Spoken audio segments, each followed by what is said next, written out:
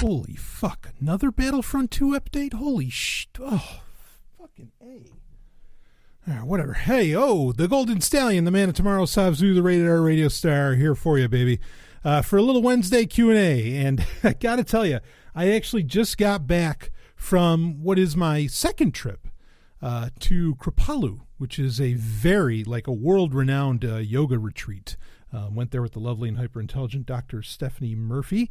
And, oh boy, well, I'll be doing an episode about that, just as I did from the first time. In fact, it was a very widely received Patreon episode. The first time that I went to Kripalu, people really, really enjoyed that. I was amazed, actually, that they enjoyed it so much, but they did. And certainly this time around was, shall we say, in many ways equally inspirational to the first. But I won't get into that right now. That'll be for later on in the week. And of course, you'll have the rest of the, I think what are we, four or 5 parts in? I think we're 5 parts in, or maybe 4 parts in, into the occult technology of power by the transcriber, or as I say, the unknown author, because we really don't know who wrote it. And that's been a lot of fun. So a lot of people are really enjoying that. The Sovereign Tech First University audiobook releases. I already have the other books lined up for this series. And at first, I'm probably going to do at least 2 or 3 egoist books. I'll definitely do, like I said, I'm doing The Occult Technology of Power, which is an egoist anarchist book. Then I'll probably do, let's see here, we've got, I'll do a Bible not borrowed from the neighbors. I think that's a very interesting collection of essays to read from. And we'll probably do Stirner's Critics. But people have been really, really, really loving these kind of little audiobook presentations that I've been doing. Just another thing to, entice people to be a part of Patreon, hopefully. Oh, good, that Battlefront 2 update's done. I'd love to do Max Stirner's Dialectical Egoism by John Welsh. It's one of my favorite egoist books out there. And in fact, you won't...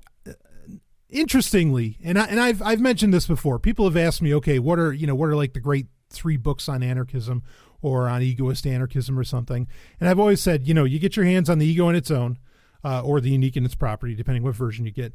You get Stirner's Critics, and then you get Max Stirner's Dialectical Egoism by John Welsh. The previous 2 books are by Max Stirner himself. Obviously, the last one is kind of about him.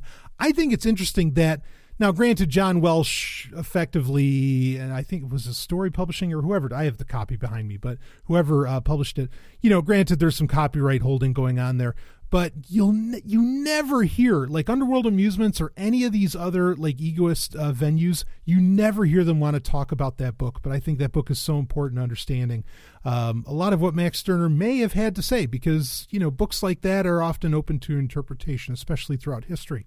So this is getting recorded on November 15th. Boy, the 14th, what a fucking day. Like, so much shit came out on the 14th. It's almost weird. Battlefront 2, if you pre-ordered, I don't know if you had to get the Elite Trooper Deluxe Edition, which I did. And I'm going to try and talk about there's huge controversy, death threats and everything going on around Battlefront 2 between game players and EA. And I think there's some interesting points made. I don't think EA is really making any interesting points. I think the interesting points are being made by the fans. I'll try, if we get into a game talk this week, I definitely want to talk about that. But that came out on the 14th. Been rocking that a little bit. And then also, just a shit ton of stuff. Firefox Quantum came out, which we'll be reviewing and talking about that on this upcoming episode of Sovereign Tech Prime. But I already told everybody, hey, look, be it if I told people in the Sovereign Tech subreddit or in the Facebook group or whatever, go fucking download this right now. Get on it. Go. And so far, the response I've heard just from Sovereign Tech listeners alone has been tremendous. And the reviews overall have been fantastic, from like other tech journalists and whatever. And I think people are ready. I really do. I think people are ready. They're tired of Chrome. Chrome has just become bloatware at the end of the day. And if not malware, depending upon your perspective. And certainly spyware.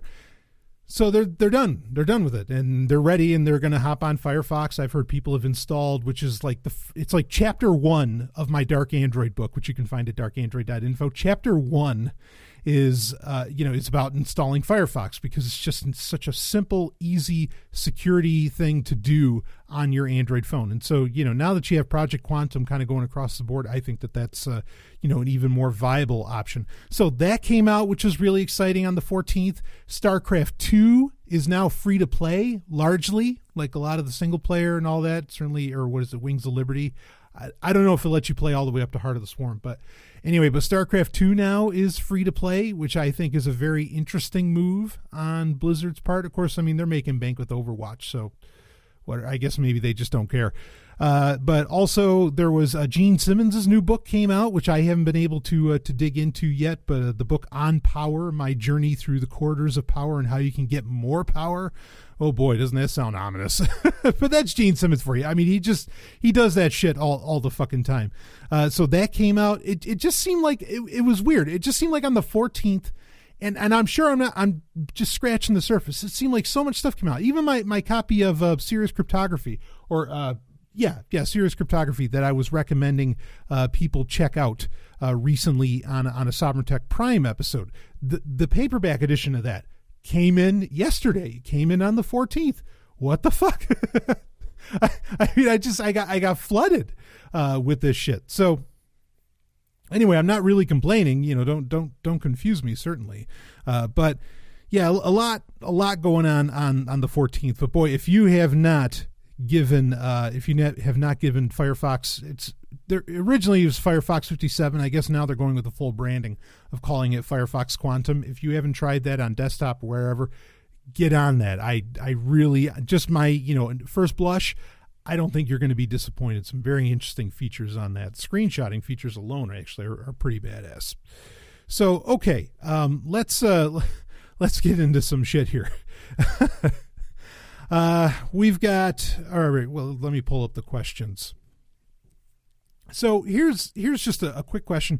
And this is a question I never was able to get to, that someone had asked previously.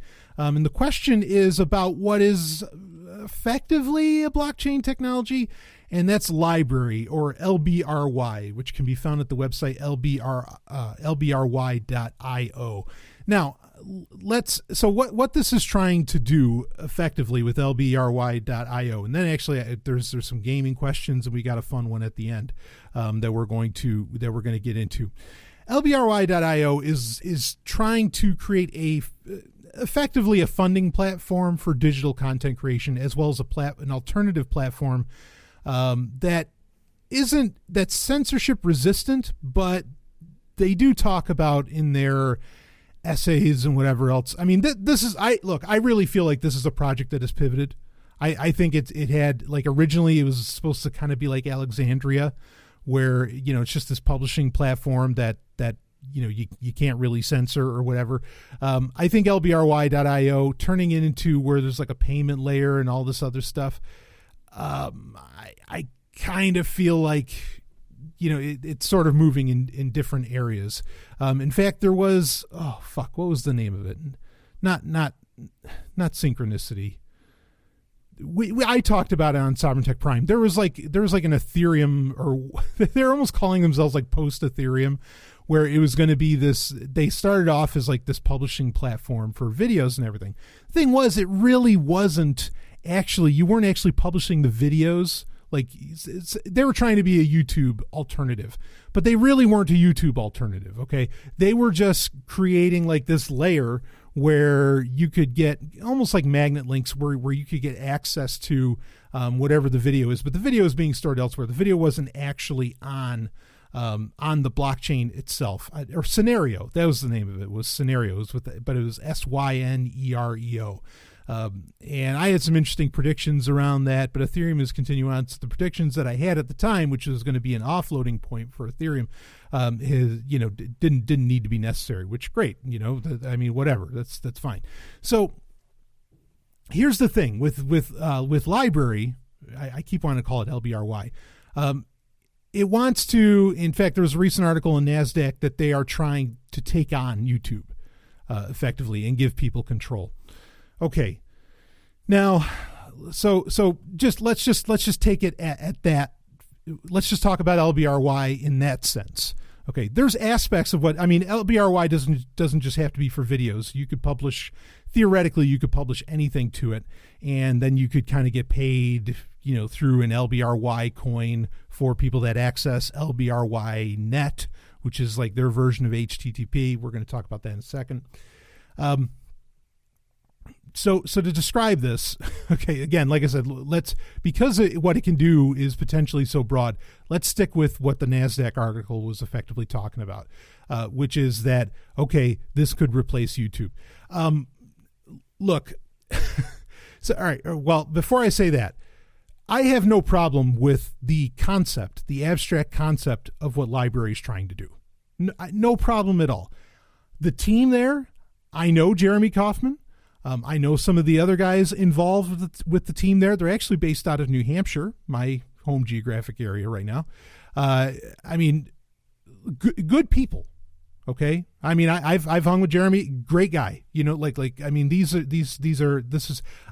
say this a lot. You don't follow the money, you follow the attitude. These guys have the right attitude, in my opinion. Okay. So no problem with the team. Really no problem with the abstract notion of the technology. But here's the thing, is that all right, let's talk about YouTube for a second, shall we? These are some 2017 stats. So they're probably originally collected from 2016, but whatever. These are the most recent stats I could acquire for what's going on with for what's going on with YouTube. So the amount of people that use YouTube all around, 1.3 billion with a B, 1.3 billion users. Okay. So, whatever that chalks up to, whatever size of the population, what is that? Like 13, 15% of the human population on the planet uses YouTube. That's huge. Now here's maybe the most important number. Okay. 300 hours of video are uploaded to YouTube every minute. 300 hours. Here's the next statistic. Almost 5 billion videos are watched on YouTube every single day. That's the next most important statistic. 5 billion videos are watched per day. The site alone gets 30 million visitors per day. And I might put the link in the show notes for this because it gets into a whole bunch of other statistics. But the two most important ones really are closer to the top. That is, the 300 hours of video are uploaded to YouTube every minute. Almost 5 billion videos are watched on YouTube every single day. Look, that something like LBRY can work at a certain scale, in my opinion. Okay, but when you start talking about, like, if you're saying you're going to take on YouTube, and this is, look, so many technologies, from the tech giants to the startups, so many technologies where I have a problem isn't with the abstract technology, isn't with what they're trying to pull off. My problem is their marketing. My problem is their verbiage. My problem is, I don't want to say their attitude, because like I said, these guys I think have, largely the right attitude. I mean, they're certainly, liberty oriented and all that. The problem is, it's like their mission statements. Their mission statements are fucking outlandish. Here's my point. It's not even a good idea to have a blockchain handle this kind of content usage and kind of content distribution. It's not a good idea. Because you're talking about YouTube and, maybe Netflix, which even a lot of look, a lot of people don't realize this about video streaming. Okay. Video streaming is a very unique aspect of the internet. Okay. And I do say of the internet, not necessarily of the World Wide Web. Okay. Most of your viewing of Netflix is not happening off of some server somewhere. Okay. Most of your viewing of Netflix is happening on in the last mile. It's happening from the ISP to your computer, not from some server at Netflix, from the ISP to your computer. Like, there's a lot of pre-caching going on. There's a whole bunch of this other stuff. Okay, here's another thing a lot of people don't know. YouTube YouTube is not using, I mean, like they're talking about how, because if you read about, especially in the NASDAQ article, if you read about how, you have what's called LBRY net, which they say is their HTTP. Now, not saying that this is a terrible idea, but if this is something that's on blockchain, this is insane because you think, well, HTTP, I mean, everything runs on HTTP, that's the whole internet, HTTPS and whatever, TCP IP, blah, blah, blah. YouTube doesn't even use that. YouTube does not use the standardized protocols it uses a standardized protocol, but it does not use the protocols that you generally interact with on the World Wide Web. It uses what's called QUIC. That's what it's called, QUIC. That I'm not saying that it's fast. I'm saying that's the name of the protocol. Okay. And it has to use that protocol because HTTP and all that, like it can't handle it because video streaming is it's so tough. It is the single hardest thing really that I think that the internet does. The few times, most people don't realize this. Again, when you watch shit, often enough, other than using like QUIC, and even then you run into problems like genuine live, hot dog down the hallway. Okay. Genuine live, no pre-caching, none of that bullshit. Like watching, I don't know, the Super Bowl on Twitter or something.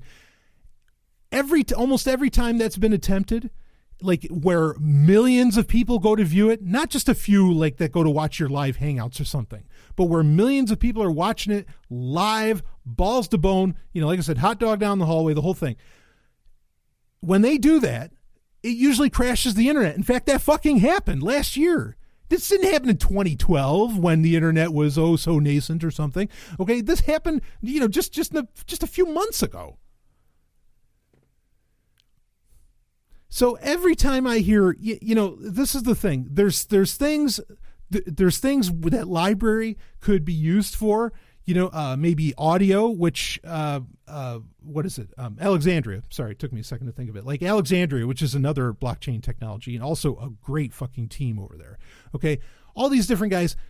They like really okay. I mean, they're already doing a lot of the stuff that LBRY is, kind of coming out there and doing. And LBRY is right to say, oh no, we can do this right now. We're doing this right now. Blah blah blah.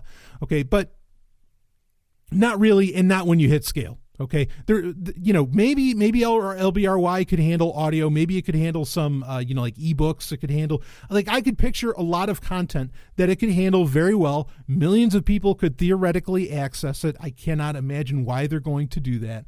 Okay, but they could. And look, I don't mean any ill will towards library. Please don't misunderstand me. I love those guys. Okay, I get it. I'm not knocking them. I'm just saying that taking on YouTube is not a viable thing, in my opinion, for a blockchain technology to do. Because for it to genuinely be decentralized and on a blockchain, I don't think it's going to work. I've been saying this for years. I said, in fact, video is a problem all the way across the board. Like back years ago when like Paige Peterson and I, would be at like at a conference or something, and we were maybe she would be talking about Open Garden at the time, or we'd be talking about mesh networking or something like that. I said, look, if it wasn't for people needing to fucking stream video, we could have the completely decentralized, mesh networked fucking future that, cypherpunks have been talking about forever.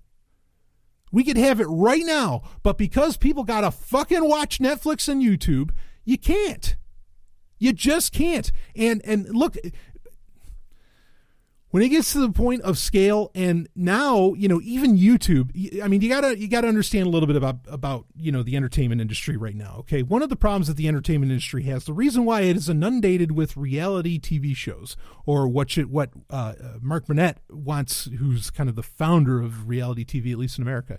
He said what should be called contrived dramality, because it's not reality TV at all. It's not even close. And he knows it. That's why he wanted to give it a different name, but who the fuck is going to remember contrived dramality? But whatever, I mean, besides me. Regardless, okay, the reason why there's so much of that, the reason why there's Dancing with the Stars, American Idol, and all this other horseshit, that's live and has you get interactive. The reason why television shows, even Star Trek Discovery, which is on a fucking streaming service, even that has an after show, which is called After Trek, where you can interact and you can do voting and all this other bullshit on there. The reason that they're doing that is because the only way you can guarantee that people are going to see advertisers, that people are going to, that you're going to be able to make money on the content that you are putting out there as either a TV network, a streaming network, or whatever, is to create this live component that kind of forces people to get asses in the seats, be it at the show or be it at their home, wherever it is that they have to do that. That's why these things exist. They don't want to tailor to the fans. They don't give two fucking shits about the fans. They need you sitting down. They want great, they want to be able to show great metrics to advertisers that people actually saw it, because otherwise people are TiVoing or they're torrenting and they're not seeing commercials, or they're not seeing, or they're skipping the part of the show where it's admittedly an ad or something like that. It's a real problem. Okay. And this is why even on YouTube, all right, YouTube is going to, in YouTube, raw YouTube content, not necessarily bullshit YouTube Red stuff or whatever else, but like people, pick the names of people on YouTube. I don't know, whatever the YouTube stars are. I don't know that many of them.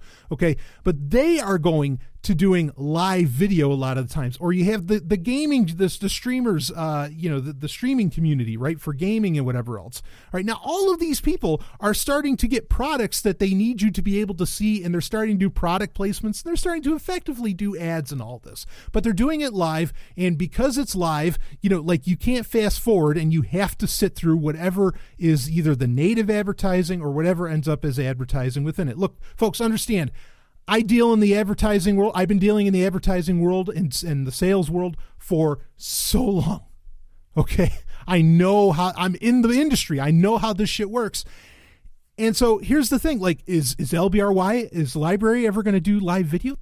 No, blockchains can't handle that. They can't, they absolutely cannot handle, like, the speed is not there. It's not possible. You can't do it. It's just not. Like, I hate to say it. Believe me, I wish it was, but you can't. I mean, there's a reason that, do you know why Netflix finally allowed for you to do downloading and all this other stuff? It's not because they necessarily want you to be able to access shit offline. It's not because, maybe they won't have internet connectivity at some point. It's to save the fucking bandwidth. Blockchains are not, to some degree, blockchains could solve that, in that they could do caching, and you could like preload some content and you could share it between certain users or whatever. Okay. But understand, you'd have to have Netflix's audience, Netflix's resources to really even be able to pull that off, to do that sort of thing. This is not going to happen at a scale of 300 hours per minute getting uploaded, okay, to said blockchain. Can you imagine the fucking computer you'd have to have if you were storing an entire blockchain of where videos, where 4K fucking videos are up, and I didn't even get into that. How the hell are you going to do that on blockchain? Okay, but where 4K fucking videos are being uploaded to a blockchain. I mean, fuck, in one season of a television show, you'd have the entire Bitcoin blockchain filled up with 4K content. It's not, no. So I think, I'm not saying they're dishonest, but I think this is a little bit of dishonest marketing. I think that especially in the streaming video and in the video and content publishing space, look, they raise some great points that, YouTube's fucking people, with ads, and they're fucking people over, what kind of cut they get from it. Yep. All of this is true, but folks, you've got the network effect. This is something I've been having to fight with Facebook forever. People just aren't going to leave these platforms. They are not going to go to these platforms. It's just not going to happen. And there's other areas where this could work, and it could really disrupt, and it could become a major player. I'm just saying video is not one of them. It's not. Earlier this week, I caught little headlines about Amazon wanting to create a TV streaming service that is somewhat ad supported.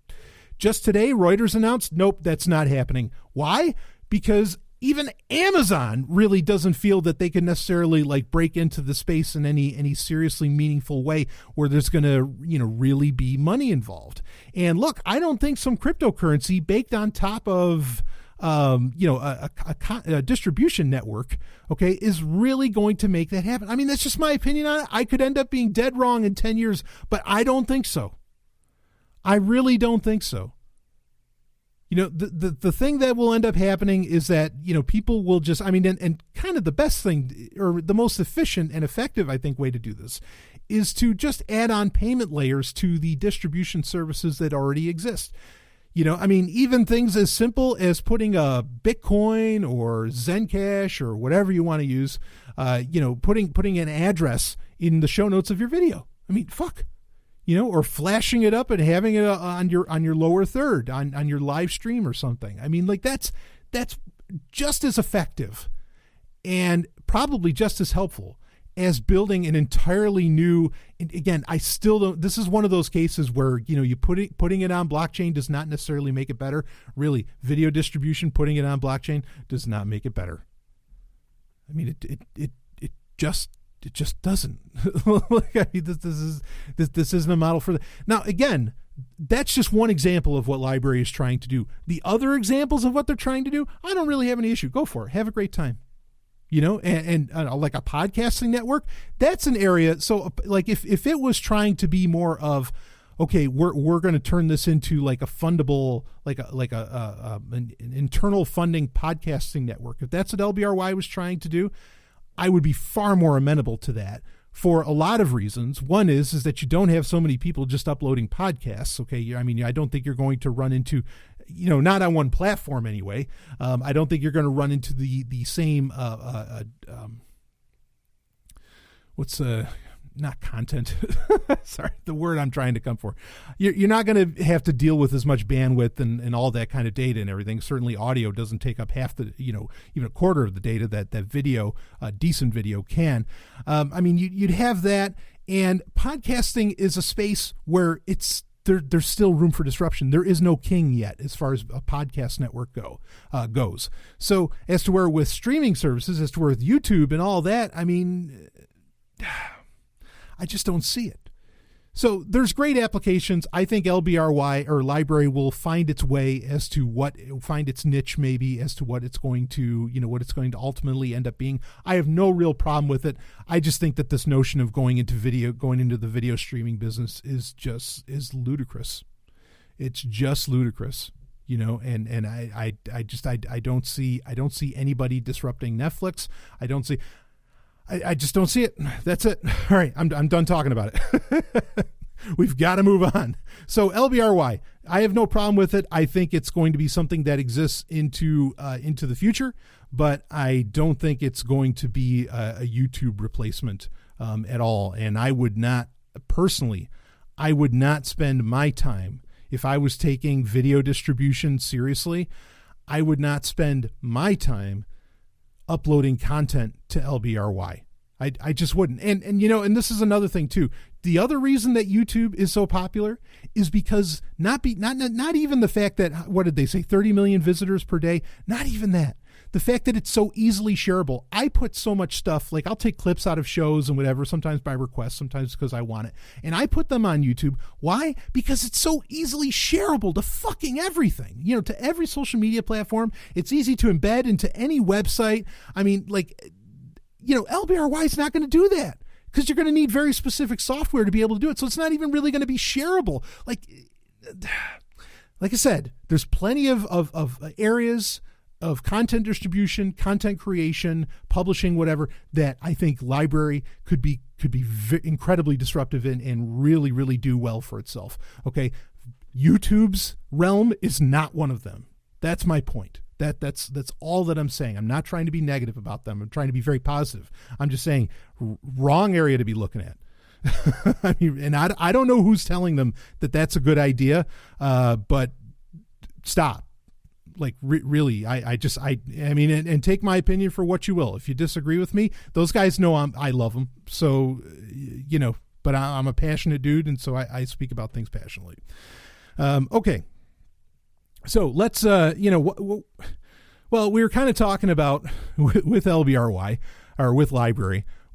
Again, if you want to find out more about it, go to lbry.io, have a good time.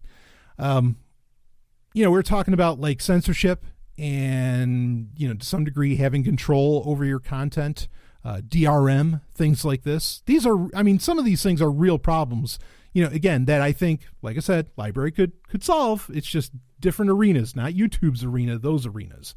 DRM's a very real problem, and I'm very anti-DRM.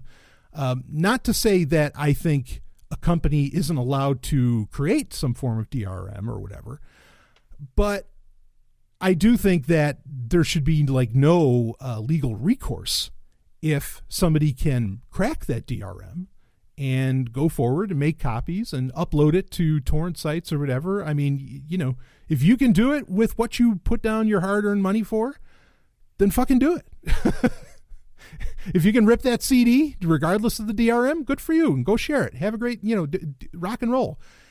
You know, so yeah, companies can try and put DRM, but I think we're in an era where we're finding out, and there's a lot of stories about this recently, especially where people are finally saying, hey, this DRM shit is just not, now it's just hurting consumers. Now it's getting out of hand.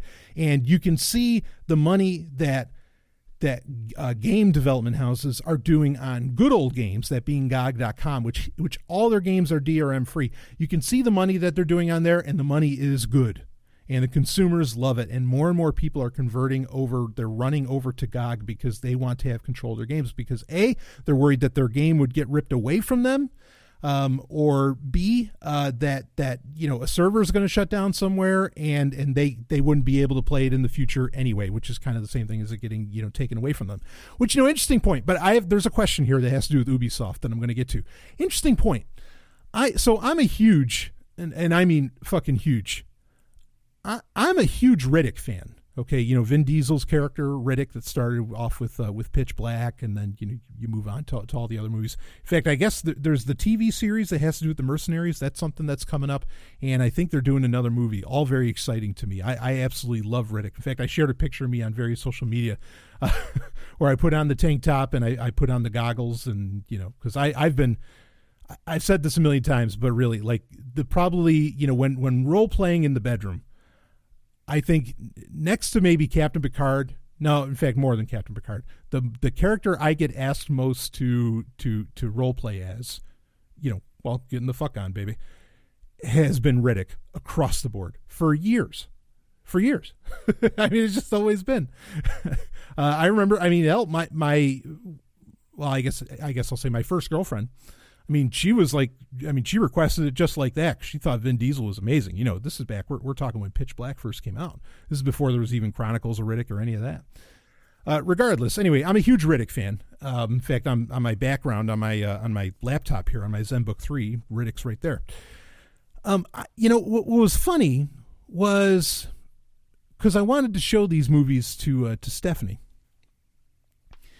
And I have, like, I keep game movies, you know, where somebody plays a game and they record it, or they edit it and they record it like it's a full on movie. This has been a really cool practice that's been going on for a while. I think I started doing this back when The Force Unleashed, Star Wars The Force Unleashed, the first one, when that came out. Like I just wanted to watch it like a movie because it was so well done, and I have such a man heart on for Sam Witwer. I love Sam. I want to be Sam Witwer. You understand? And like, really, he is so cool and just so sexy. But anyway, and of course he played the lead character in that. So game movies. So I wanted to show her Riddick, and I was looking at the game movies. I was like, oh yeah, I have Butcher Bay, but I don't have a game movie for Dark Athena. I'm like, oh shit, isn't that, that kind of sucks. And so I go to look, like, I knew that I had bought. I was like, it'd be fun. Like, maybe I'll give this a shot or something. I ended up finding one on YouTube. You don't have to send me a link or anything. I found a movie file, a game movie for Dark Athena, or for Assault on Dark Athena. That's the full name of the game. But I went to look in my GOG folder. This is very weird. Now, I know GOG has removed games before, well, no, I mean, like, they've stopped selling games, but I've never really seen them remove one. I was certain that I had bought that I had bought Chronicles of Riddick, Assault on Dark Athena, on GOG. Now, I have it on Steam, but I was certain I had bought it on GOG. And then I go to look for it, and I'm like, well, fuck, if I didn't buy it, I'll buy it now. And I go, they don't have it anymore.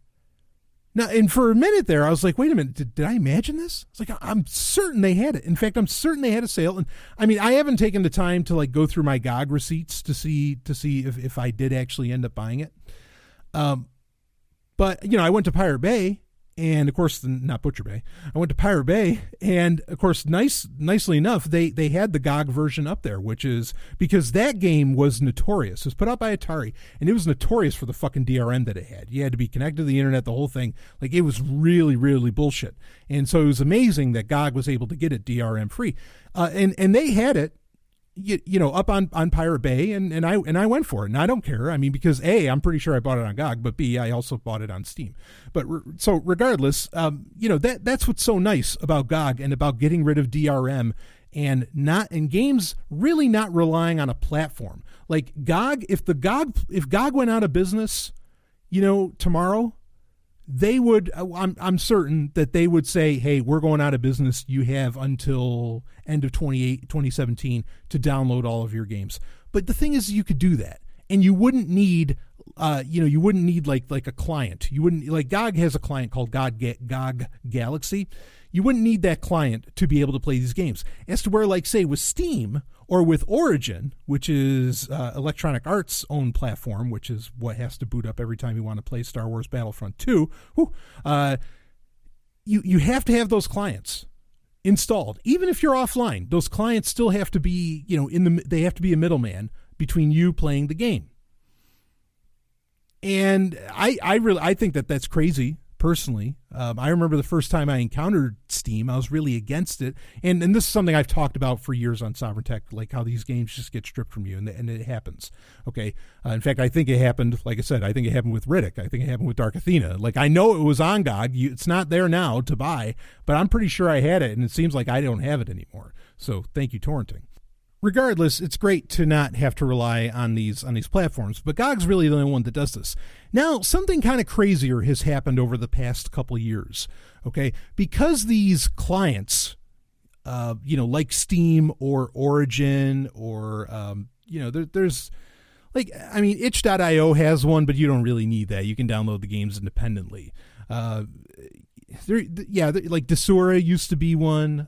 There's some others. And I mean, I make my own video games. I make sure they don't need a fucking client to start. No fucking way am I going to put that on you. That's why I call it Zomia offline games. You never need to be online to play these things. Damn right. I eat my own dog food, okay?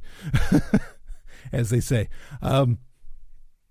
But anyway, something that's happened recently, like a lot of people, just like what's happening in the TV industry, how CBS has their own streaming service now, HBO has their own streaming service now. You know, it's not just Netflix and Amazon anymore, right?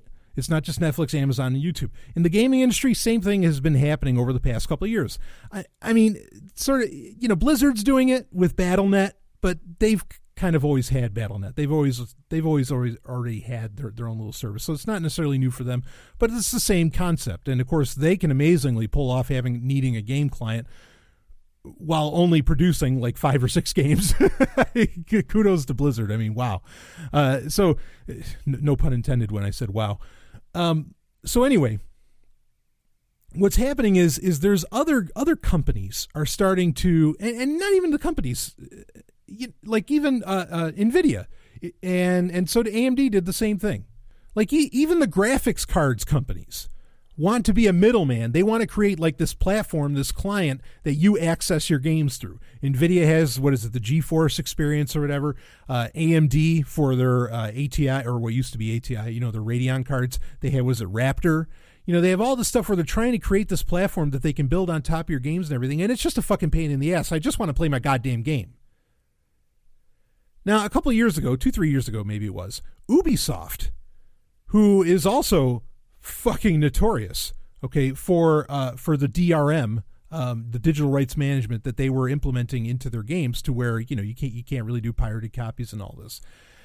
I mean, they're crazy. Now, Ubisoft is kind of like Blizzard in that they have 2, 3, 4 game franchises that are just so huge and so prominent that pretty much, every year they come out with a new Assassin's Creed. Like, what's the new one? Assassin's Creed Origins, whatever. They come out with a new Far Cry. They come out with a new, I don't know, Rainbow Six, whatever. They something Tom Clancy. They come out with a new one, and they know they're going to do millions of sales, right? And so they came up with this brilliant idea of creating their own, their own version of Steam or Origin, their own game client that you can buy games through, the whole thing. And the irony is that they have their own game client now where you can buy all this stuff raw, but they still sell their games, which again are some of the big, I mean, Assassin's Creed, all that. I mean, those are some of the biggest games in history. They still sell their games through Steam, through whatever platform will have them. But what happens now is that when you buy those games through Steam, like say you want to buy, like the last Ubisoft game I remember buying was Blood Dragon, Far Cry Blood Dragon. And I bought Far Cry Primal. Both awesome games, by the way. I mean, really, like Blood Dragon's this 80s, just 1980s styled retro masterpiece. And Primal is, yay cavemen, right on. So, now when you play through those, you have to, like, even if you bought them on Steam and say you don't have necessarily an Ubisoft account, the games are going to force you to create one, but they're going to force you to install the Ubisoft client. Now, I want to read the question here that was asked. This was actually asked in the Facebook group, but I'm going to get to it here. Question maybe the gamers will have an answer for. I bought Far Cry 3 Blood Dragon, which I was just talking about, on Steam a while ago. Barely played it. Just booted it up now, and it automatically downloaded and installed Uplay. Uplay is Ubisoft's client, okay, their game client like Steam, and makes me log into that to play. I looked this up, and everyone is saying that's normal, and it's a new layer of DRM or something. I picked the game up when it was free on Uplay a while ago as well, because why not? But I have played it in Steam before. I even had Uplay, and it ran through Steam alone. I just thought this was weird. So my question is, what's the deal with that? If anyone knows, not a big deal. Well, I do know.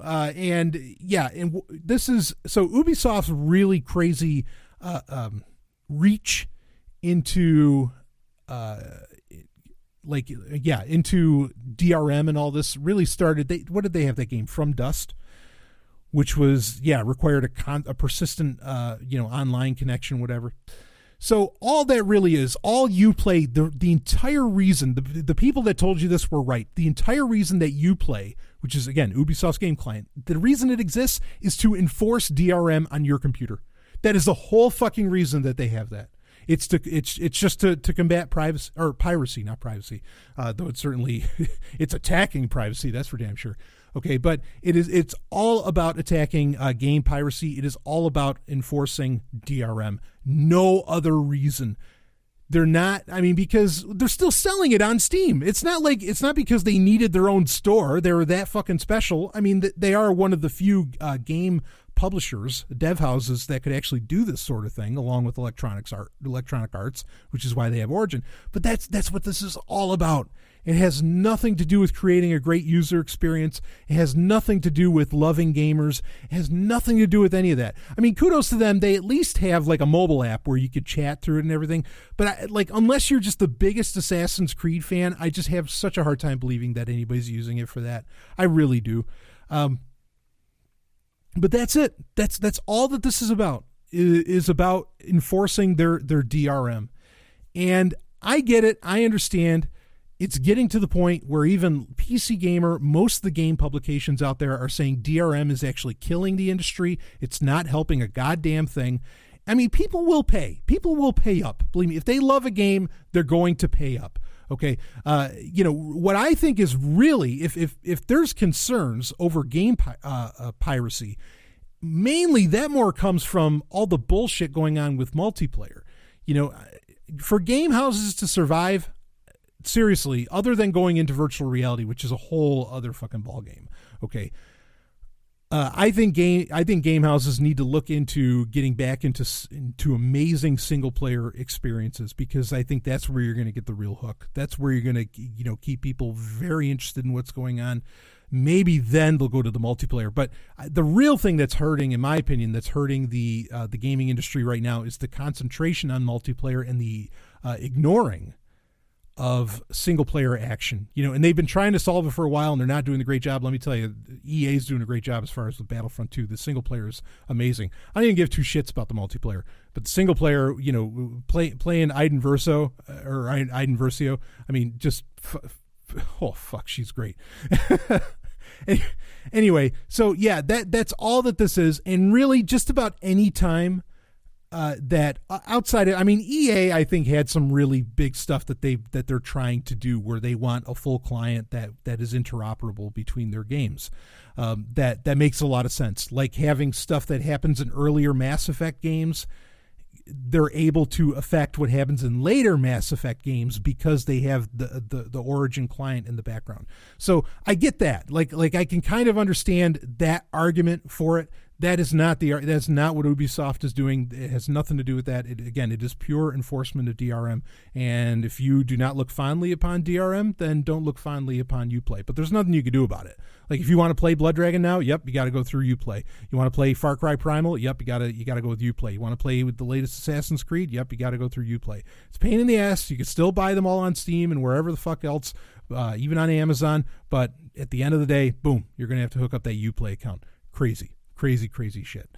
So anyway, yeah, so there's the answer to that. I hope that was kind of interesting. All right, let's get into our last question here. And this is a fun one.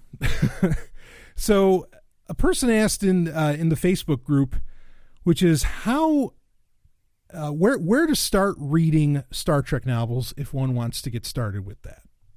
So I could have saved this for a Star Trek update, but those are going to be this November's Star Trek update is forthcoming, especially since we just had what they call the end of Chapter 1 of Season 1 of Star Trek Discovery. That just aired this past Sunday. Already watched it twice. But so we'll save. There's plenty of Star Trek to talk about when we get to the Star Trek update later this month. So I thought it'd be fun to talk about this here because I've gotten a lot of people. This has happened before. I had a lot of people ask me, kind of when Disney did their relaunch. Or their rebooting of the canon for Star Wars back in, I guess it started in 2014. They announced in 2013. A lot of people asked me, hey, if I want to get into start reading Star Wars books, where do I start? And, I gave people the list of where to start with that. Actually, in a Patreon Q&A, or no, maybe that was in a Q&A on Sovereign Tech. I'm going to talk about that in a second on a Sovereign Tech Prime episode. And yeah, people loved it, and they went there, and I know lots of people are reading lots of Star Wars novels, and I got them hooked. Great. So Star Trek novels. It's important to bring up Star Wars novels when talking about Star Trek novels. Here's a problem. Okay, Star Trek novels, by and large, are not canon, meaning that what happens in the Star Trek novels have no bearing on what you see on TV or in the movies. Generally, okay. There's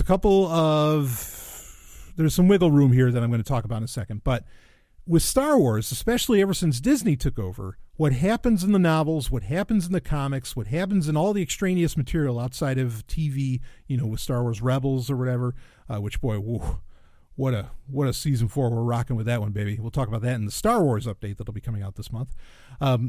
But, or in the movies or whatever, what happens in Star Wars comics and novels now, or even in video games like Battlefront 2, as far as a single player campaign anyway, it has actual bearing and weight and should not be contradicted in movies, the new movies, the old movies, whatever. Okay, it's canon. With Star Trek, that is generally not so. In fact, it's funny. So there was a book done by, now I can't remember the name of the title, but it was actually by Jerry Taylor, who is one of the main producers of Star Trek, who kind of, along with Rick Berman, Brandon Braga, and those types, as well as he who shall not be named. All right, I'll name him Ron Moore, freaking asshat that made Battlestar Galactica. And Ira Stephen Bear and all them, they kind of took over the Star Trek legacy after Gene died. For, however long, what was that, 10, 15 years, they were running kind of the Star Trek legacy. Now, Jerry Taylor wrote a prequel novel. This is the first time she'd ever done this. She wrote, I don't think it was called Preserver. I forget what the name of the book was. Anyway, she wrote a prequel novel that gave the history of Captain Janeway. It was an awesome book. I feel terrible. I can't remember the name of the book. In fact, hell, I'm going to look it up right now. Okay, it's called Mosaic. Preserver is a William one of the novels in the Star Trek Shatnerverse, as it were. Mosaic is a great novel. Talks about a young Janeway and all that. Now, she pushed There's so much humor and not so funny around this. Jerry Taylor, again, who was just as important as like Rick Berman and all the others. She was, one of the heads of Star Trek, particularly as far as Voyager goes. And she's one of the ones that pushed really hard. We need a female captain finally, motherfuckers. And damn right, because Janeway is one of my favorite characters of all time. So Jerry Taylor pushed for Mosaic to be considered canon. She says, I want this to be canon. And Rick Berman and all the rest, they said, no, we're not going to allow for that. We're just not. Ridiculous. I mean, you could have sold some pretty serious books if you did this. And I guess they were maybe worried that this would suddenly become a demand of other authors. Look, we're not talking about other authors. We're talking about Jerry fucking Taylor. Okay, the woman that was making sure Star Trek, treated women right in many ways. All right, not to say that Brandon was necessarily a bad guy, but Rick Berman, well, whatever. So it didn't happen, and she effectively gets fired or walks out, kicked out, depending on whose story you want to believe. Okay, I've talked to Brandon about it. There's different interpretations about this, how it goes. So, but she's gone. Like she pretty much leaves Star Trek over this book because she wanted, and it's a great book. It tells a beautiful story about a young woman, and with a lot of ambition and all that. Of course, that being Captain Janeway, or a young Catherine Janeway. So, Star Trek has really wrestled with this idea of novels being canon to the point where major people involved in Star Trek leave Star Trek over it. Now, the irony is that Brandon Braga, so Mosaic came out in like 97, maybe 10, 12, 13 years later, he would come out with a comic book series under IDW's imprint called Hive, Star Trek The Next Generation Hive, 4-part series, and that is supposed to be considered canon. Now, I don't know if CBS and Paramount are still honoring that, but that was a huge deal that there was going to be something that was not a movie or TV show that was going to be considered absolutely fucking canon. And all due respect to Brandon Braga, I consider him a friend. It wasn't that great of it was good, but it wasn't that good. If we're going to make some canon comics, let's take Mirror Broken that they're doing with The Next Generation right now, where it's all in the Mirror universe. Let's make that canon. That's great. That's some fucking great Star Trek comics right there. Okay, and there's been some other ones, the Khan ones and all that IDW did. I mean, some of that stuff's been fantastic. So you have this problem. And the issue of canon is an interesting conversation in and of itself, right? Because, does it really matter? If you're just having a good time with the characters that you love, isn't that what it's really all about? Well, that's up to you. I like it to be canon because then I feel like my time invested in like really reading the book and taking in everything in the book can mean something later on.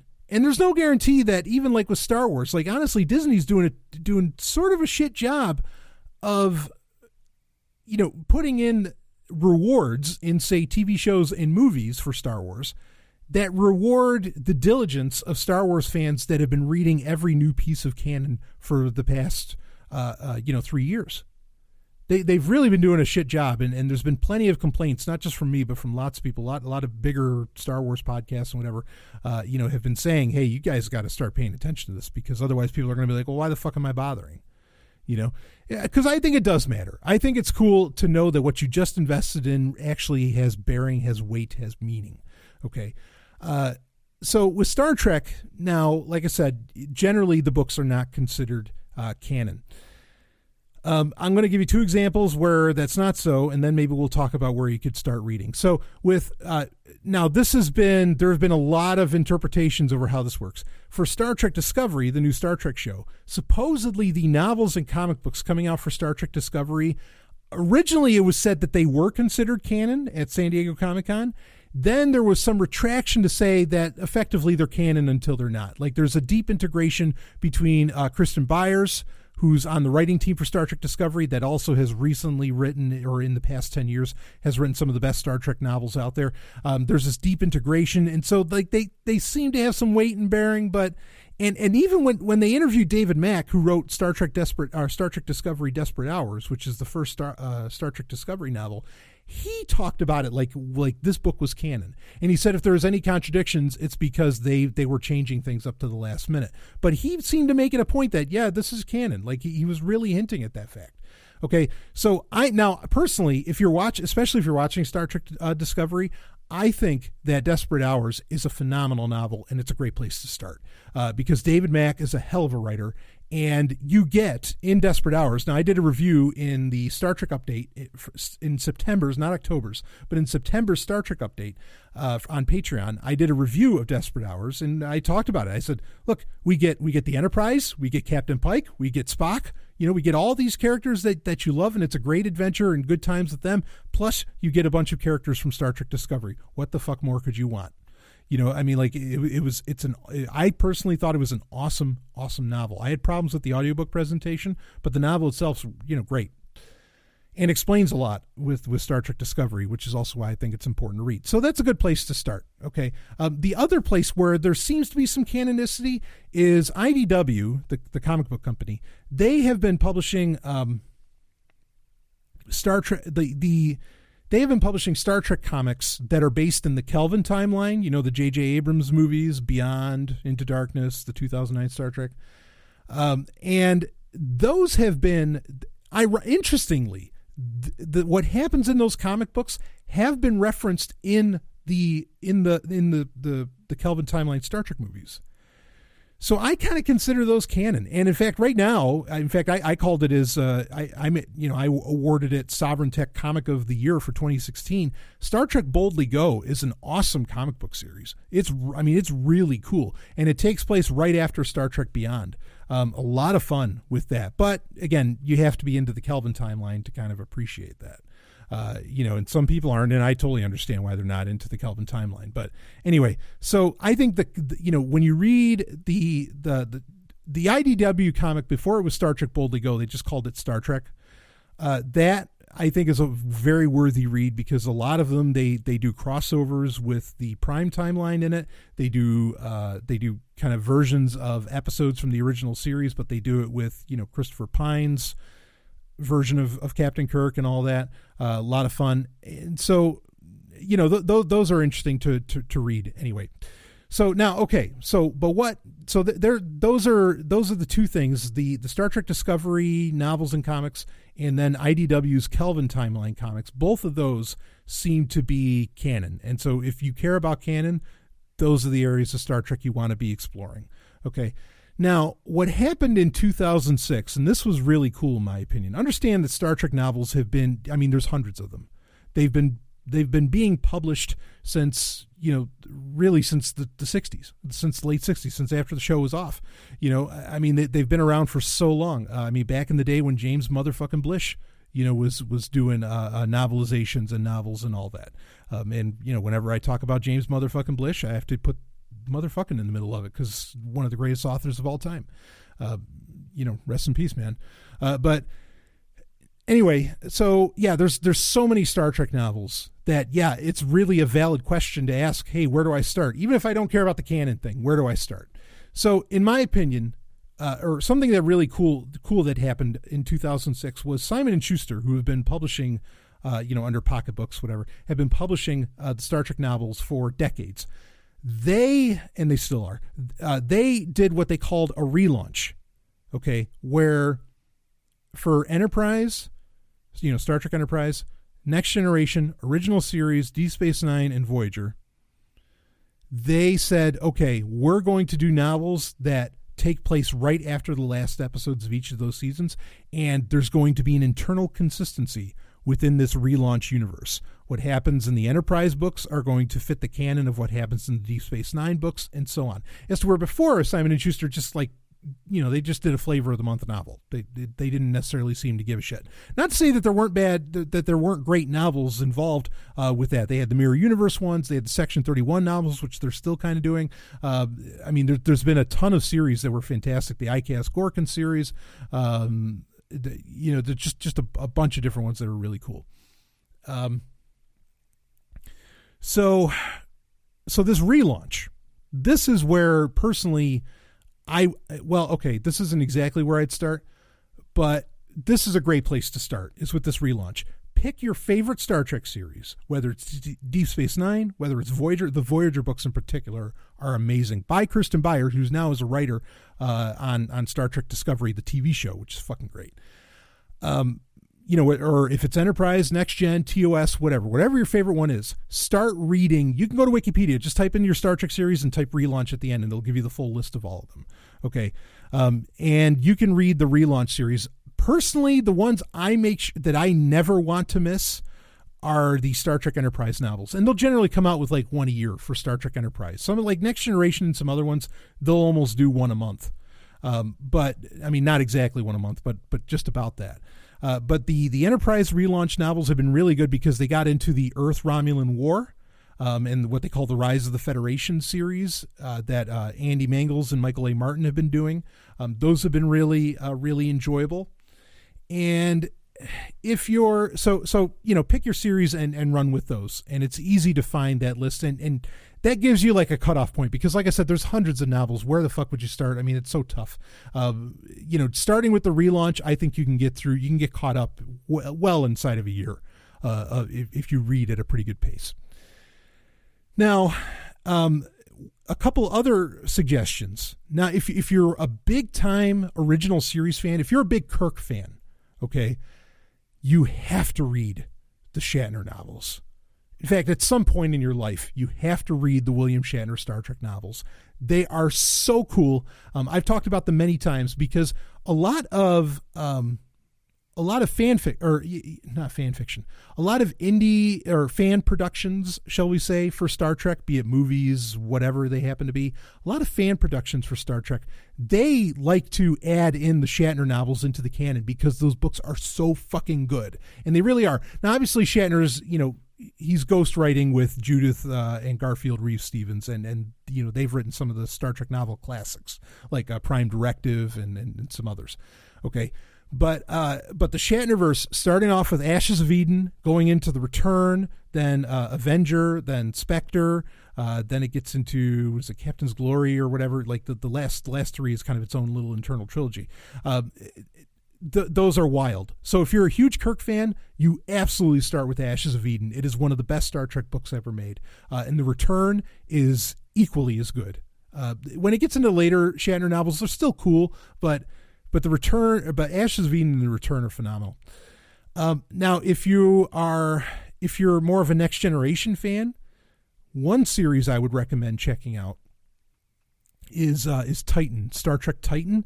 This has to do with Captain Riker aboard the USS Titan with his own ship, and it takes place directly after Nemesis.